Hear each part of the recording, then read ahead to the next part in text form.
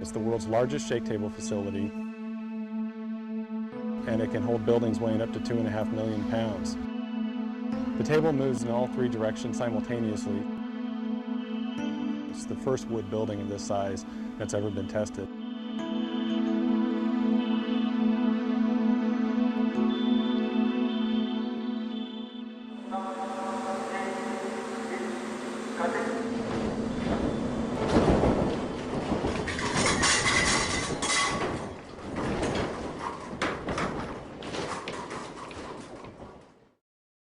The entire project is called the Niecewood Capstone Test, a project funded by the National Science Foundation. The project is led by Colorado State University, and Simpson was a close technical collaborator. The popularity of mid-rise wood frame construction has soared in urban areas, and so there's not a lot of information on how to design those types of structures.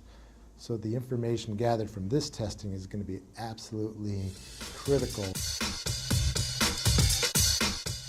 The condominium tower was built as a actual condominium would be constructed with 23 1- and 2-bedroom living units. We're testing a 7-story, 23,000 square foot, 800,000 pound building in 3 dimensions. This collaboration with all the folks involved is really going to culminate in a test that's going to show how our products perform in a very severe seismic event. The forces of an earthquake on a structure of this size create a lot of secondary forces inside of the building, and the only way to hold those forces together is with connectors such as the ones that Simpson Strong Tie makes and provides.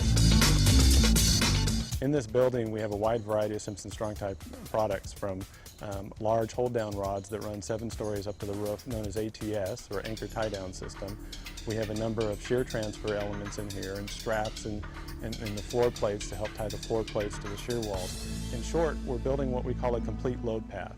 This building, the Niecewood Capstone building, is designed using a performance-based seismic design philosophy. It's a method to design specifically for, or explicitly maybe, for performance of the building. We don't just design a component or an assembly. We actually design it all together and then we check it.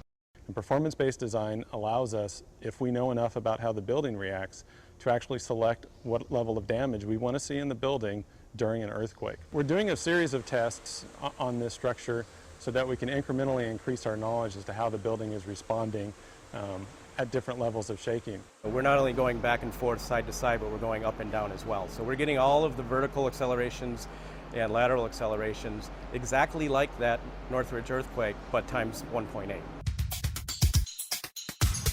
There's approximately 300 sensors in the building, measuring everything from movement to force to acceleration.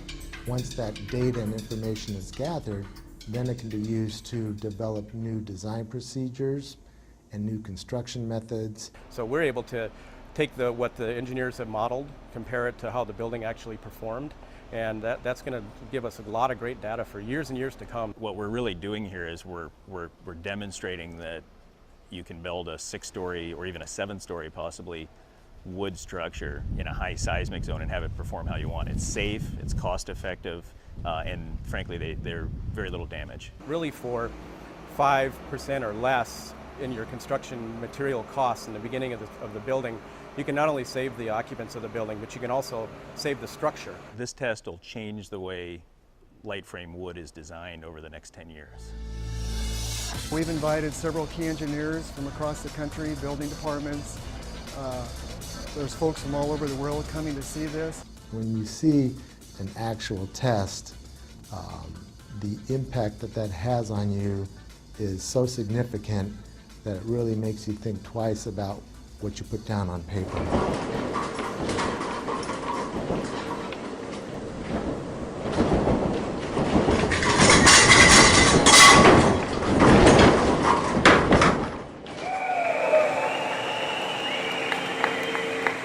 Everything in it worked.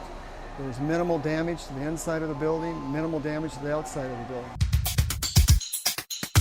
I would say that this testing really does validate the performance-based design concepts developed at the various universities involved in this project. It's phenomenal that we can have a test of this size and magnitude of a building like this and actually get some real test data. Simpson never forgets, and they're always trying to make sure that they're really providing what the structural engineering and construction community needs.